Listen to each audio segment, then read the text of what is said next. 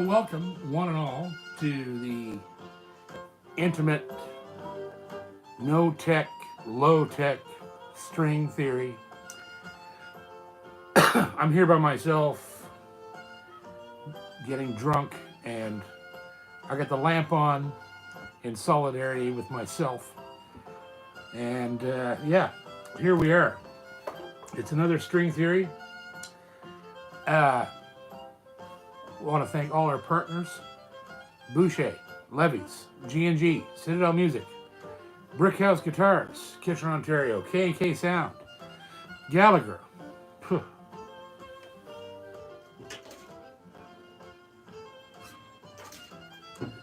Recording King, Alvarazieri, Yamaha Canada, James Martin Instruments, Cody Guitars right here in Nova Scotia, D'Addario Canada, The Arc, Apollo Picks, Epiphone Gibson, Close Guitars, Blue Chip Picks, Tone Slab, LR Bags, Maestro Hosen Guitars from Singapore, George Crackett Guitars, Emerald Guitars, the premier luthier version of carbon fiber instruments anywhere in the world, Ireland, Donegal, and our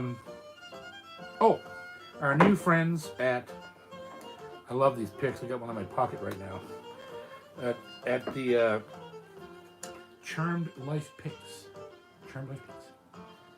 Our buddy Scott Memmer, thank you. They are beautiful. I got one in my pocket. I love it. I use it the whole Christmas tour. So yeah, and the Nova Scotia SPCA, our friends. So there we go, boys and girls. There is the opening credits and such. And yeah. So I got a little iPad, a little Samsung pad over here, where I can access all of your queries.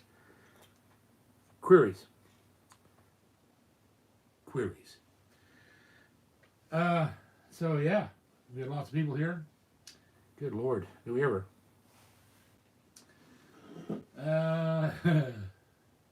There's Kevin Dunleavy's calling in from Donegal. Love you, brother. House of Twang is here. Jason Valcourt, Ralph Procia is here from Jamestown, North Carolina. Nice boy, awesome.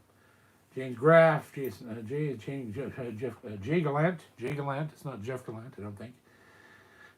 Mark Smith, Iggy Club, Corey McCormick, Cajun Queen is here, and of course the ever popular Stephen Becker, live, piping all the way in here from Sweden, as he would, because he's Stephen Becker.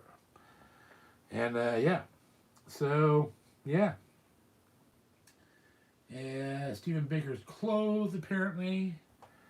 Yeah, they should put JP on the big screen in the pub, I agree.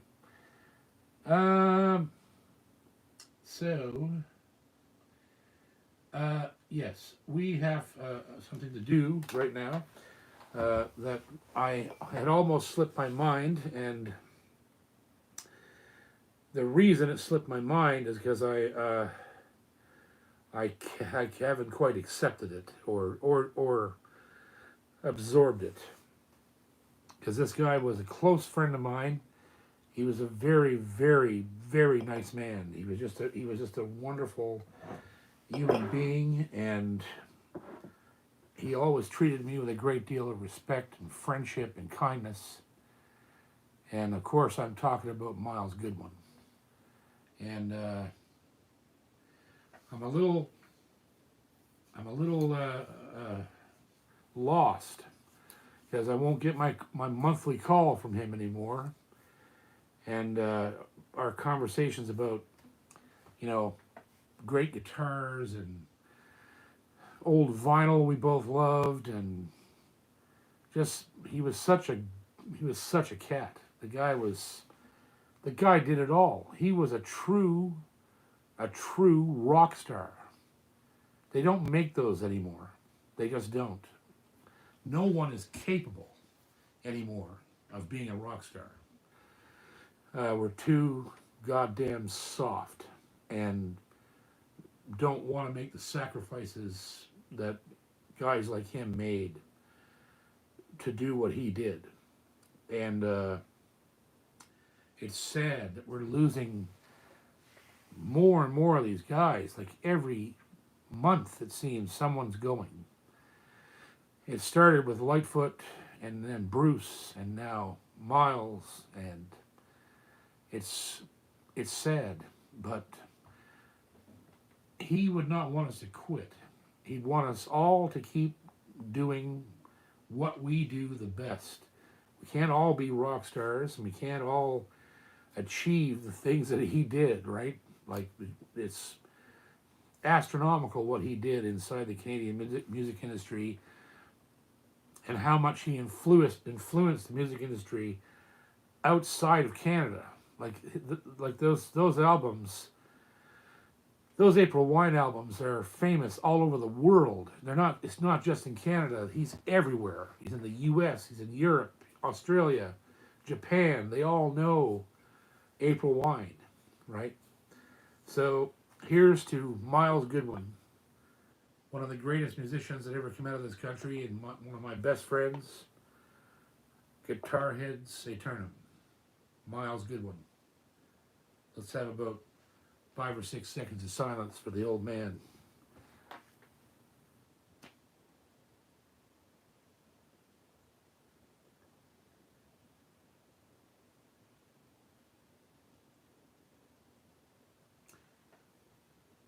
Love you, old buddy. Love you. And I know that everybody on here is feeling the bite. So anyhow, there we go. Miles Goodwin. Never be another. So we got a super chat right up here already from Colin Dolan. Thanks, Colin. He says, JP, have you ever... Sorry, I got something in my eye. And I mean that literally. I'm not crying. I just got something in my eye. Have you ever played the Cordoba stage nylon guitar? So anyhow, Colin, my main gut string is a Cordoba. I love it. It's one of the best nylon string guitars I've ever played, and it's set up for live. I use it in the studio. I use it. It's just a wicked guitar. It's one of the best gut strings I've ever played. It's got a lot of, it's very versatile because it has a truss rod in it. It has a really good pickup system. It has all those things necessary for it to survive, you know, through different temperatures and humidity and usages and all this stuff. So yeah, Cordoba. I don't know who makes Cordoba, where they're from. They're probably Chinese. I don't really know where Cordoba is. But I can tell you right now, if you want a wicked nylon string guitar that is like luthier built, like that thing is, it might be made in a factory, but it doesn't show. It plays and looks and sounds like it was built in a small shop with 20 guys working on them. Maybe that is what it is. If Cordoba's watching, or anybody from Cordoba, reach out to me. I'd love to review that guitar. I never have, because I don't really have a lot of mainly I review stuff that I play live, right? That's the biggest thing for me, is to do guitars that I know, that I've toured with and all this stuff. But the Cordoba, it smokes. So yeah, if you have a chance to buy one, any one of them. I believe I only paid about $1,500 American for that guitar. I bought it in the States. There was a large number of them in the shop, and I played all. Some of them were really expensive, but I played them all. That was the one I chose. So, Cordoba, sweet.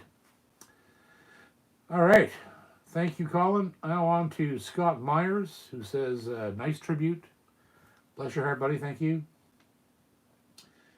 Gavin Carroll Music says, "Hey JP, have you tried the LR Bags Hi-Fi pickup?" I have.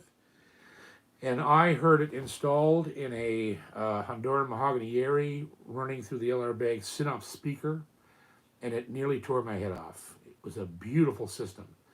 I have 3 of them sitting here. I'm going to I was just talking to LR Bags before the show started today. So we're planning on doing an install, okay, and a review, and probably long-term stuff as well, because I want to see how I get along with. First of all, it has a battery, but that's okay. We'll get by that. But as far as I know, from what I've heard of these things, they rival any sensor pickup that's out there. And as LR Bags would, LR Bags has always made the better, warmer, fatter, more natural sounding pickup. When you put them up against Fishman or any of the other under saddle stuff, Bags has always been better. Like, just not as good as a sensor, but better than anything else. Now they're making sensors, so they're obviously they know where the boat's sailing for. You know what I'm saying? Like, because everyone is getting. I'm trying to tell people all the time, don't use under saddles. You don't have to.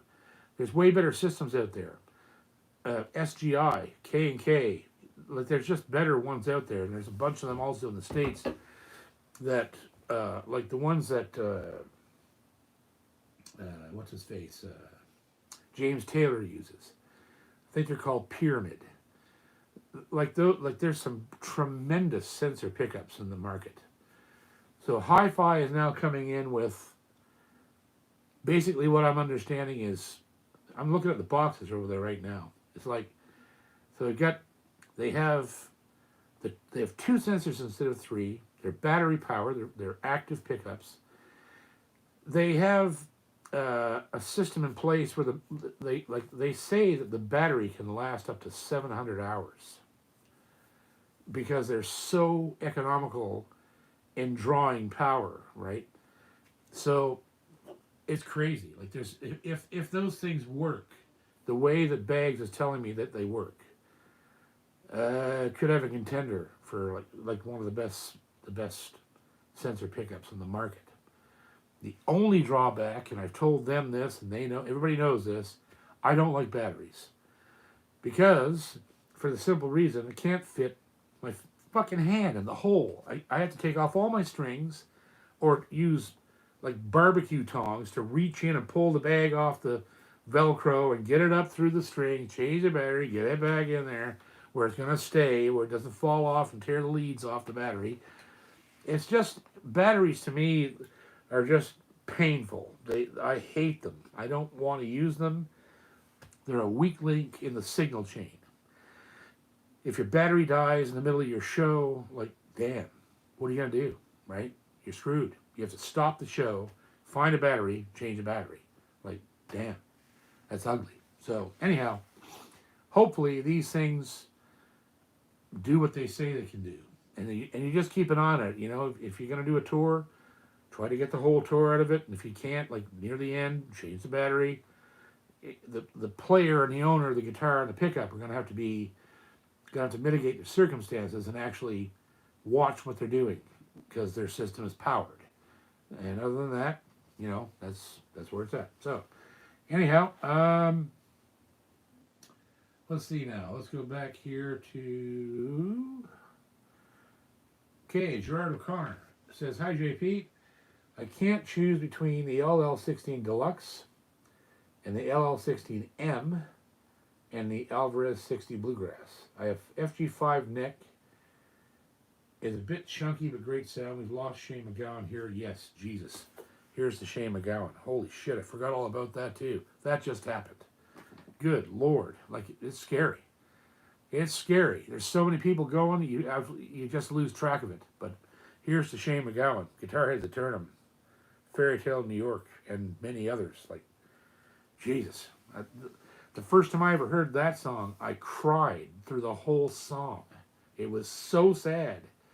And his delivery made it. That was the whole point of that song, was him. It was just unbelievable. Anyhow, the Pogues. Oh, man. Shane, love you. Wherever you went to, I hope it's a good spot. Anyhow, So yes, so yeah, you can't choose between those. Uh,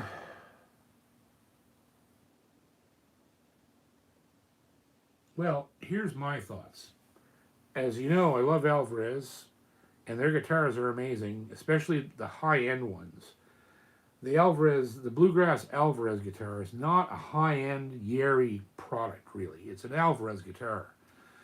And they're made in huge quantities. So the Yamahas, I've never seen a bad LL16 ever in my life, especially the deluxe. I just pulled one out tonight, was playing with it.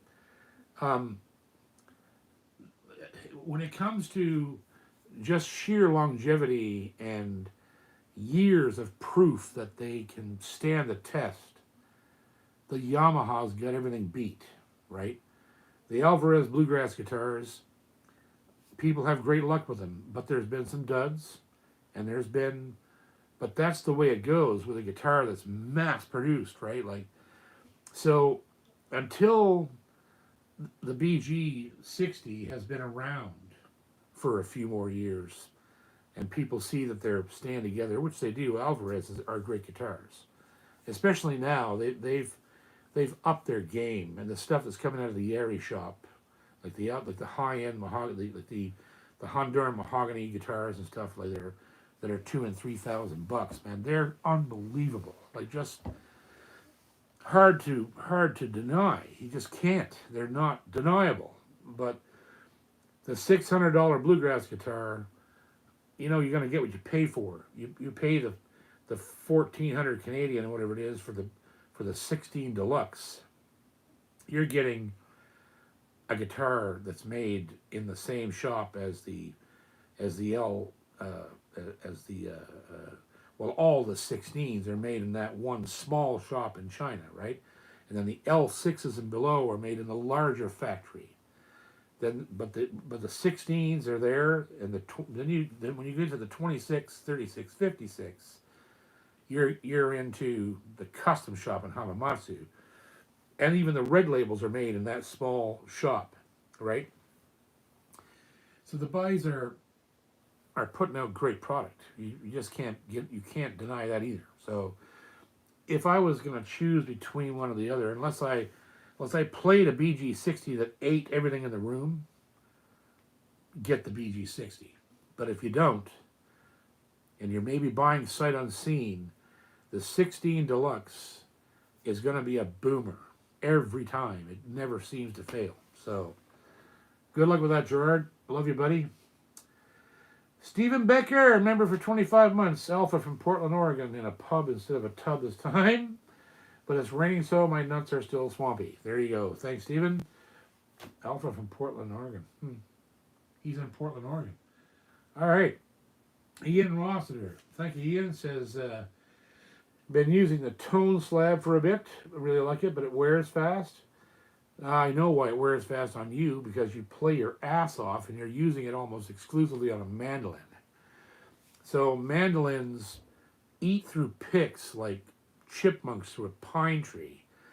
I know, because I'm a mandolin player too. So if you use that pick on a guitar, mostly, an acoustic, right, you won't see the wear as bad. But it is only casein, so it is not going to last like these other man-made weird, whatever it is, whatever the hell they use, that Blue Chip uses, and that. But basically, it's all sort of casein, manipulated, by each company a little bit. But no pick lasts forever. Even a Blue Chip won't last forever. They wear down. Wiegans wear down. Tortoise wears down like faster than you can buy it. That's why it's worthless to buy it. Plus, you're killing turtles. So yeah. Also, I should mention this too. These guys at Charmed Life Picks, right? They put proceeds from their pick sales into the preservation of the sea turtle, right? That is used for picks, because they're highly endangered. These guys actually put their money where the mouth is and they put money into the preservation of those and protection of those animals. So that's a really cool thing. So, and their picks are deadly. These are great picks. These Charm Life picks, amazing. They have great tone. They have great everything. So, yeah, pretty cool. Clarence Mazeral sends a super chat. I thank you, sir. I love you, buddy. Larry Rindress, local Larry. The Bicentennial is so excited about you and Dave being there tomorrow night, and us too. Thank you, sir. So I should mention too that there are me and Gunning are in the middle of a Christmas tour. So here's some information for you, because most of this tour is sold out, gone. So there may be a few tickets left for tomorrow night at the Musquodoboit Valley Bicentennial Theater, Middle Musquodoboit. Member to Trade and Convention Center is Friday night, the 8th, this Friday night. There'll probably be tickets there, but not many. They sold out real fast. And then on the 9th, we're at the Grace Jollymore Joyce Art Center in Tatamagouche, Nova Scotia. That's Saturday the 9th. A few things there, I think. A few tickets, maybe. Thursday the 14th, we're in Riverview Art Center in New Brunswick. 16th, we're at the King's Theatre in Annapolis Royal. And then 17, 18, 19, 20, 21, we're at the Carlton, but that entire thing is sold out. Sorry. And the 22nd, we end the tour at the DeCoste Center in Pictou, Nova Scotia. And there'll be tickets there too, but very few. So check gunningandcormier.com is their website. You can also try davegunning.com or jp-cormier.com to get more information on the dates, but mainly just Google it and call the box office. So, and be prepared to be disappointed, because a lot of the stuff is sold out, but there are, I think they were telling me today that one of these shows has 30 tickets left. That's a miracle. So check it out. If you haven't seen the Christmas show, you should come see it, because it's super cool. And yeah, so there you go. Okay, let's see. Well, there doesn't seem to be much going on just now. So I will play my wee Gallagher then. This is my wee Gallagher.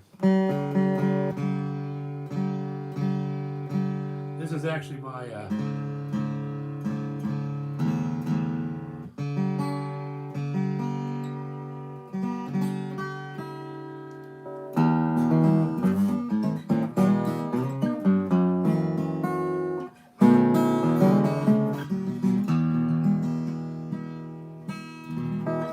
this is the prototype. You've seen me review this guitar. It's a prototype for my J.B. Cormier model. But we've actually changed our design ideas.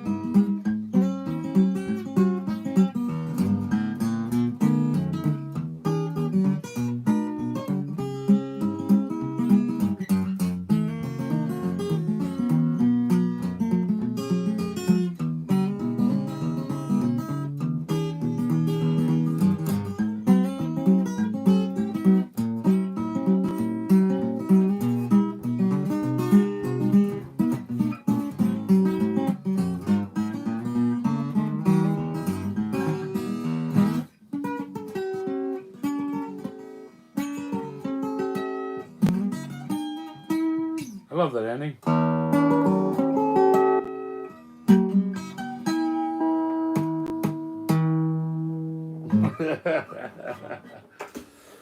Anywho, there's my Gallagher. We got Gavin Carroll music.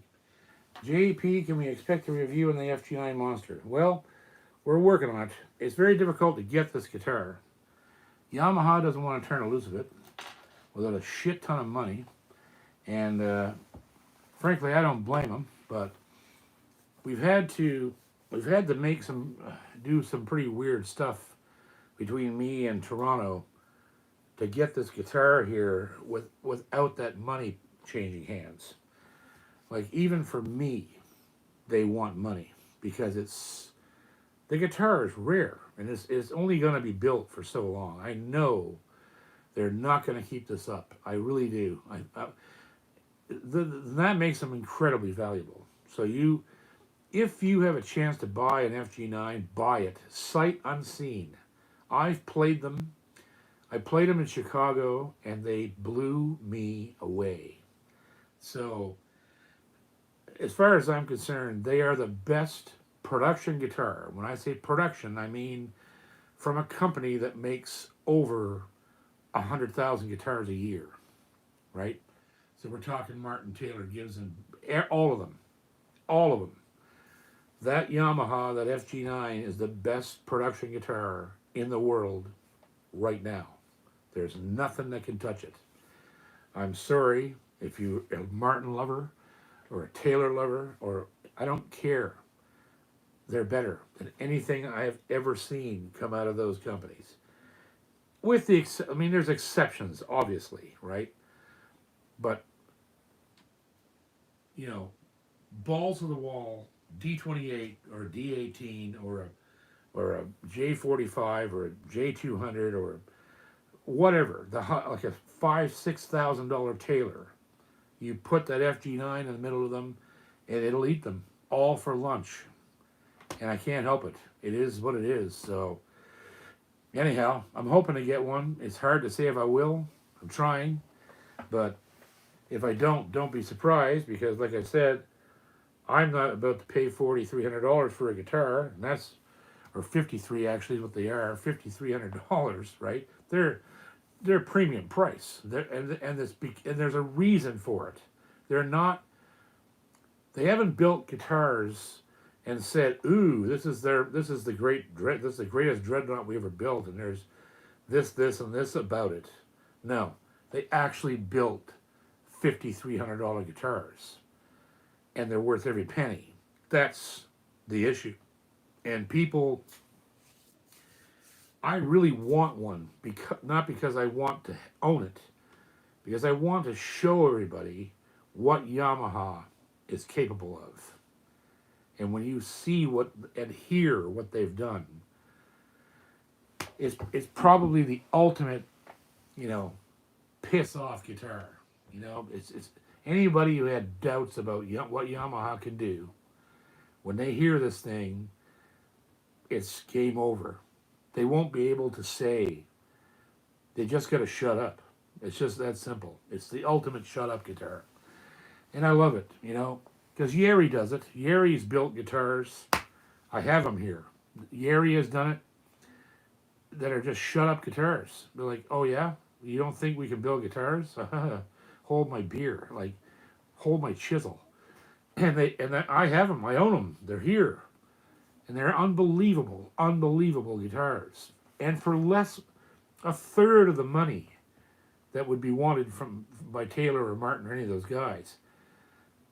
So, it is what it is. I'm a huge supporter of those companies. Those guys that build, they're literally building hundreds of thousands of guitars a year. Now, mind you, some of them are lower end price point, whatever. But that's who do you think is all the beginning students are playing? They're playing those guitars and getting them into the world and bringing them into the market and creating guitar lovers. So yeah, they're important. The cheap guitars are important. But we can't ever forget that at their heart, companies like Yamaha and Yeri and Eastman and all these Asian companies, they are luthiers at heart. They believe that guitar building is an art form. It isn't just a commerce, a way to make money, a way to sell something. They believe that guitar building is an art form, and they do it for that reason at the higher and highest level inside what they do. They build some of the best instruments that have ever been made. So we have to learn that. And this guitar here, oh God, I can't wait to get it if I can. Anyhow, love you guys. Jay Gallant, hey JP, thanks. Looking forward to seeing you and Dave next Friday night on the CHI. Sorry, I should know what that. I'm lost. I know what you mean though. Okay, good. Russell Snell, member for 4 months, master guitar head. Hey JP, I've been saving my nickels and dimes to buy a Yamaha FGX5, but I have an LLX. Would you be better served getting a Bridgeport? No, the Bridgeports are awesome, but they're not they're not a dreadnought. That's the first thing. They're not a dreadnought. They're beautiful fingerstyle guitars, but they're not really designed to withstand heavy rhythm or heavy flat picking. Like I've had them here and reviewed them. There's nothing wrong with them. They're beautiful instruments, but the guitar, if you want if both of these instruments that you're talking about are dreadnoughts. So the FGX5 is going to be a big powerhouse cannon, and the LL16 same way, except with a bit more refinement because it has a gloss poly finish, thin poly finish, and the FGX5 is a thin satin poly finish. So those two guitars are designed to just shake the walls. Bridgeports are not. Bridgeports are designed for finesse work, fingerstyle, have a really good pickup system in them, which they would have because they have SGI systems, and they're designed for detuning, fingerstyle. You know what I mean? They're a fine point paintbrush, right? While the dreadnought, as any dreadnought is a big wide brush. You can do anything with it you want. Plus, you have the power option because it has more volume, more projection, more punch. You can hit it harder without cacking out. So that's, if you're choosing between the first two, the Bridgeport's probably not for you. If you're a fingerstyle player and you play very lightly and you're looking for beauty and color and those things, Bridgeport's the answer. But if you're looking for dreadnought power, go with one of the Yamahas. Jonathan Mason steps in with a super chat for with no question. Oh, wait a minute now. Hold my chisel made me chuckle out loud. That was John.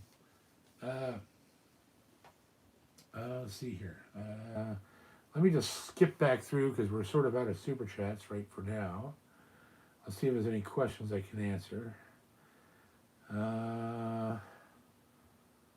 See here.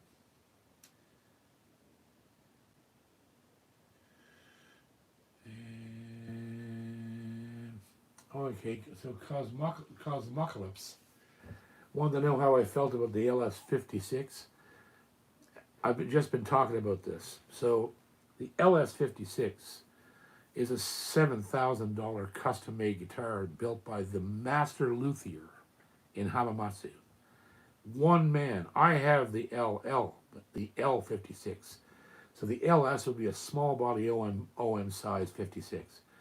If you can own one of those, man, buy it immediately because they're unbelievable and they're all one of a kind, built by one man. It's only the head luthier in the shop that even touches the 56 and on and upwards, which we can't get here because they're full of illegal wood here. They use jacaranda, which is Brazilian. There's other moratorium woods involved in those higher end guitars. They can't come to North America, but the 56 can. So, yeah, buy it. Don't even ask questions. Just buy it. Because it'll blow your head off. It's unbelievable. Let's see. Good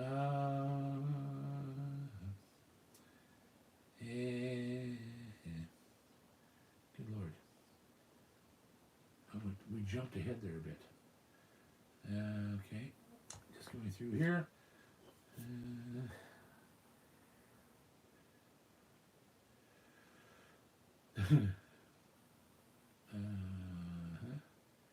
Sorry.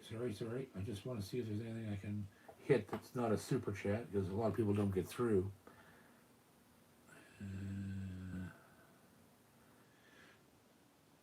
So here's an interesting question, and it's easy to answer too. Adam K says, how do you compare playing guitar with Dave Gunning differently than what you play solo? Good question, easy answer. When I'm alone, I'm the only moving part on stage, so I have to pull out all stops. When I play with Dave, what Dave and I attempt to do is create a single guitar part out of two guitars, which is actually more difficult for me than playing solo, because I have to be so aware of all the times I let him lead me. So we're always conscious of each other's volume, the amount of notage that's happening, and the way notes rub on each other, the chords that we play against each other. And we attempt to create one guitar part out of two guitars. So that's huge. Like it's such a difference. It's worse than night and day, but the most fun I've ever had. So yeah, playing with Dave is pretty awesome. I love David. He's one of my best friends.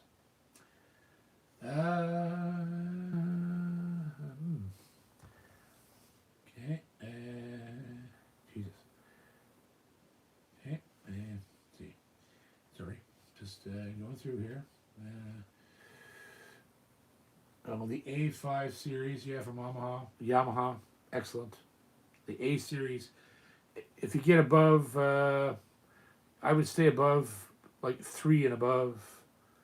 I think that's the mid. I think there's one below it, the A1. I can't remember, but the lowest model is so like an 830.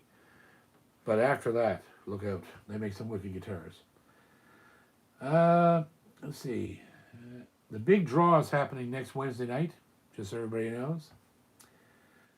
Let's see here. How is the Kogut and your other fiddles holding up? I just tried a heavy tension E string for the first time and enjoyed the results for projection. I just always use Prim or Parastro chrome core strings, and yes, my Bob Kogut fiddle is still my #1 fiddle. It's the only thing I play. I have another German fiddle that I really like, but the Kogut is supernatural. Okay.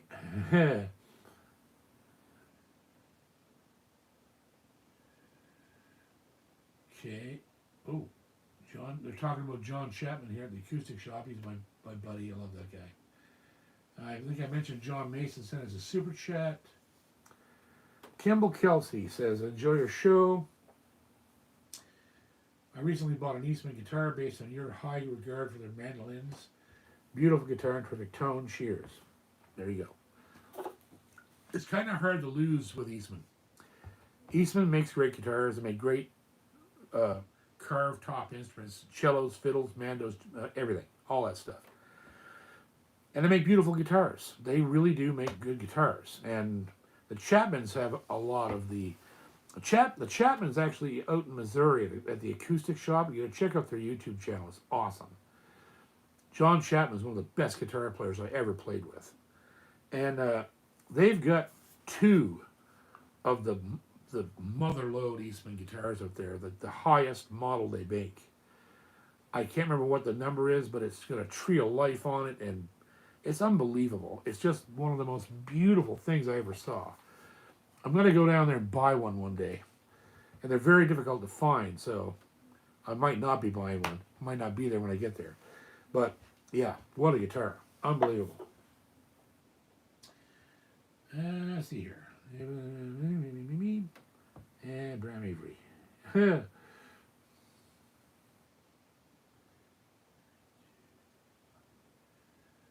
Okay, so Corey McCormick asked me whatever happened to getting a Blackwood guitar. So I did have a Blackwood guitar here for a while, and but it didn't work out.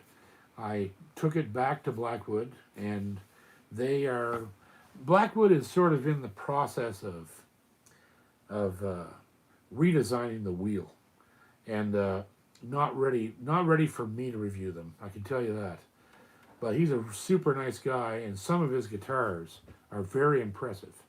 But he is making he's making a lot of changes to the standard design that may or may not catch on. So I don't like to get involved with companies at that stage because they're still finding out what they want to do, and that's good. We need experimenters, right? So that's where Blackwood is at. Um, uh,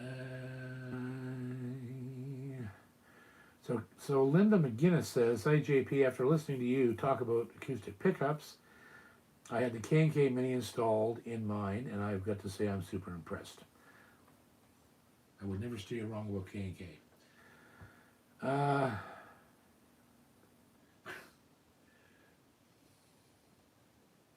So Tyler Butler, here's a guy right here that picked up the Masterworks Bluegrass model by Alvarez, and he says he's highly impressed, and he should be. Those guitars really are very impressive. They, for what they are, they're in Canadian dollars, they're under $1,000, and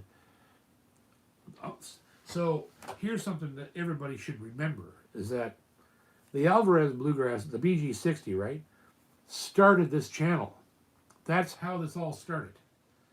I was so blown away by this thing. I bought it somewhere, and I was just like, what the hell? And I had a Clarence White D28 Martin here in the studio, and I was like, man, this guitar is 15 years old, broke in like hell, and this brand new $600 or $700 Alvarez is tearing it up.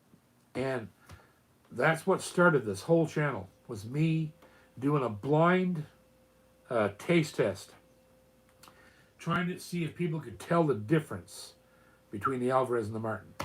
Started the whole channel, and with a bang. And that video, that one and the reveal video of which guitar was which, there's still there's huge videos on this channel.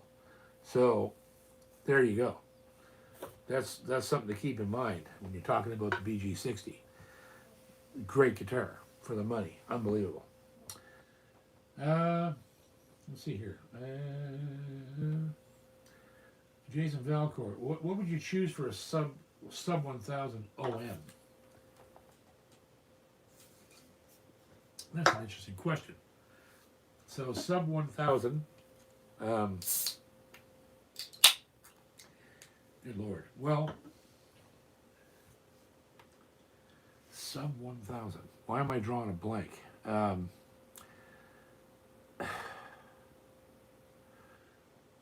Well, there would definitely be Alvarez that fit that profile, under 1,000.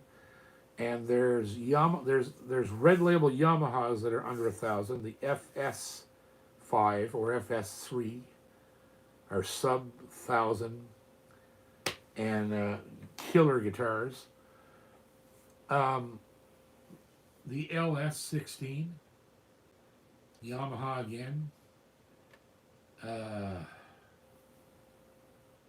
see. Consult my partner list.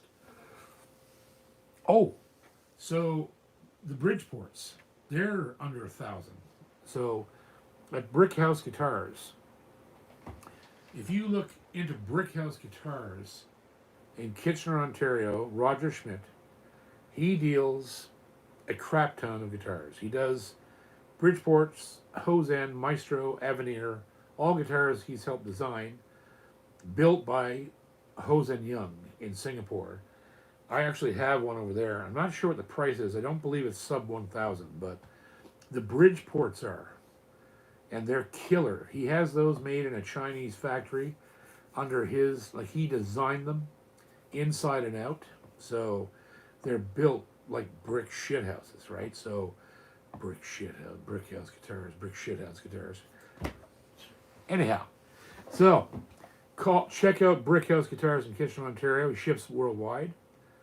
Yamaha, anything, the 6 or 16s are both under 1,000, I believe, or just at 1,000, and the red labels are around 1,000. And Alvarez has OMs under 1,000.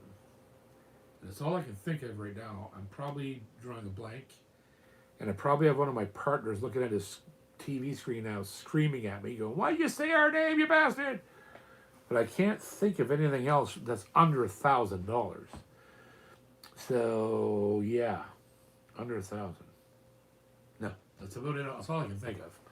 So good luck with that. But there's lots of them out there. You just gotta try a few. Let's see.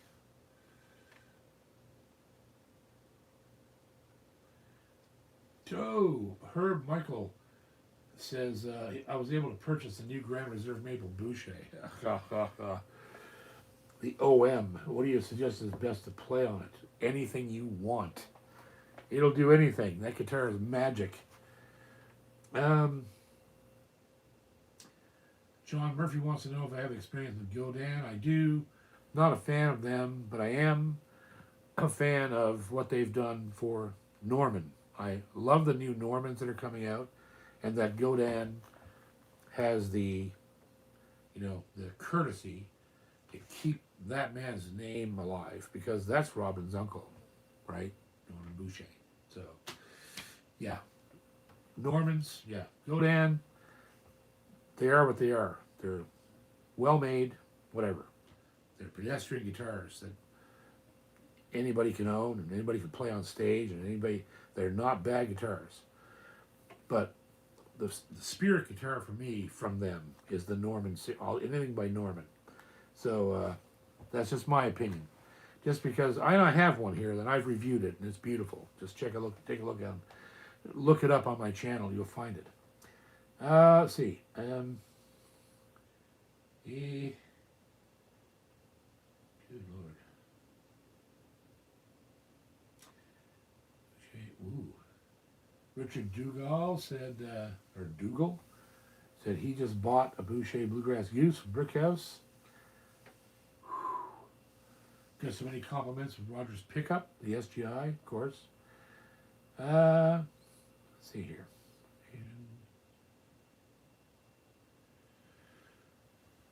So, here's an interesting question I should answer, because there's no super chat. So Rob Richardson says, what is your opinion on ornamentation in acoustic music? Can it be overdone, or less is more? So, guitar playing is full of ornamentation. Sometimes we don't even realize that it is ornamentation. We think of things, slides and hammer-ons and pull-offs and curls and triplets, and they're all over music. So I guess what I would say would be, if you're depending on ornamentation to make your playing palatable, right? Or make it more impressive, you're using it too much. The key to being a great guitar player is being able to play the head of the fucking tune, right? Clean and clear. Then you can ornament all you want, but some guys do use ornamentation to where they try to build the whole melody of the tune out of it, and that's not advisable. It makes you look like somebody who hasn't put the work in, right? So that's my take, because I use shit tons of ornamentation. Every Celtic tune I have is full of them. When I'm playing breaks or solos, there's always some little thing that I put in that is ornamentation. It might even sound like melody or part of the line I'm playing, but it's an ornament sometimes, right? So you gotta, it's like anything else. You have to know where to pick your fights. You gotta know when you're gonna do flash and when you're gonna do substance. And ornamentation is flash. And ornamentation makes no money. Flash doesn't make any money, right? Being a solid player, that somebody hears you play, they recognize the melody right away, and then you're able to walk out of that and do your own ad lib, whatever you want to do. But you've got to be able to carry the nail first before anything else. You have to be able to play the tune correctly. You know what I mean? So ornamentation is important, but not that important that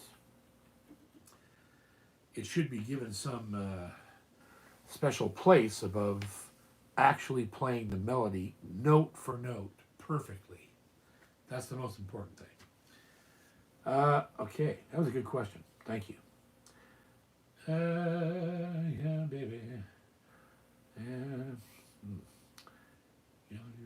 Gallagher under 1K? No, there's no such thing.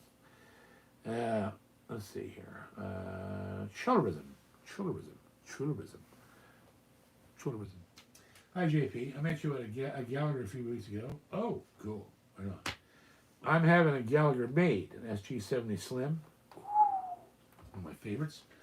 Addy, Paduk, back and sides. I hope it's going to blow my socks off. Yeah. It's gonna blow your socks off and insert them into the nearest crack in a wall.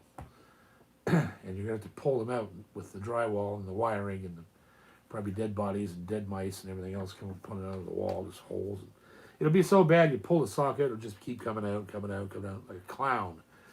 Yeah, it's gonna tear you up. Their Gallaghers are just wicked. I love my Gallaghers. So I honestly can't think of anything. Let's see here.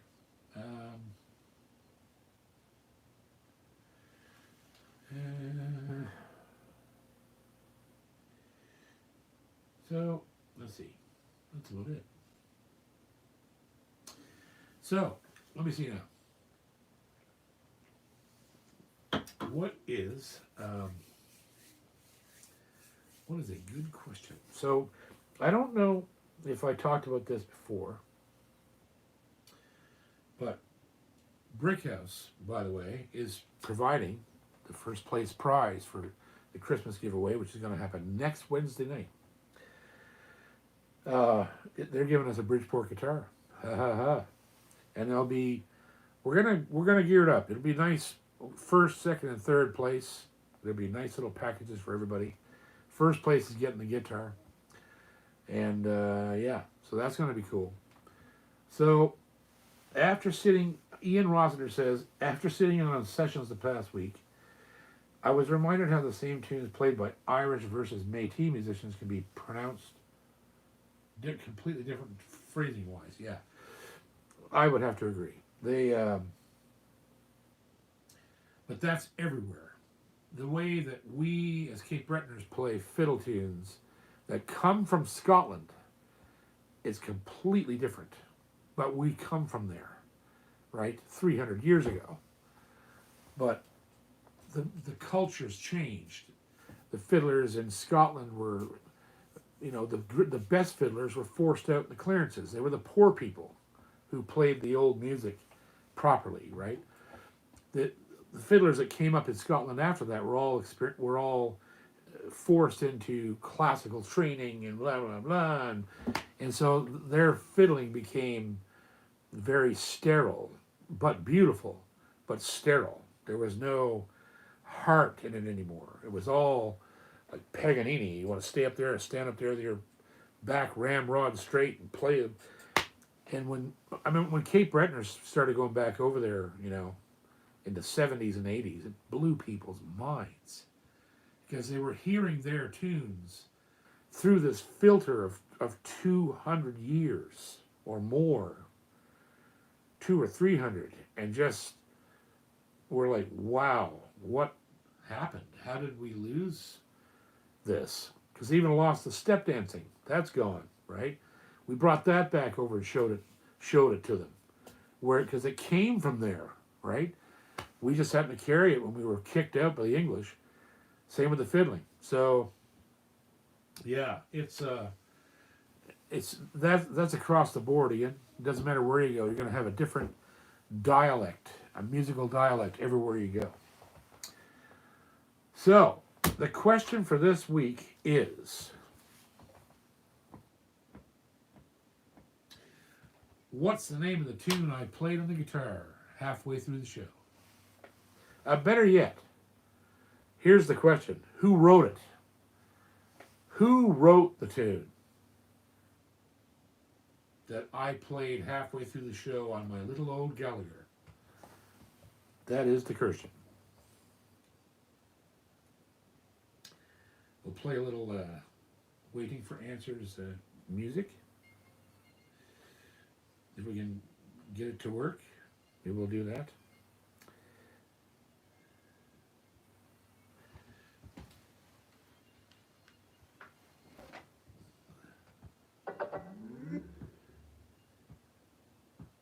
Music's coming.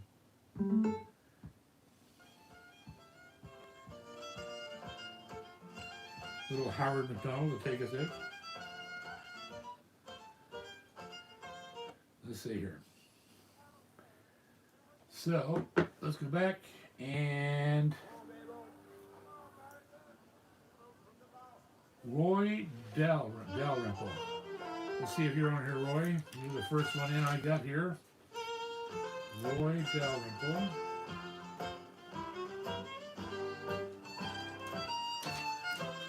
Roy. You're in. Roy, number 47.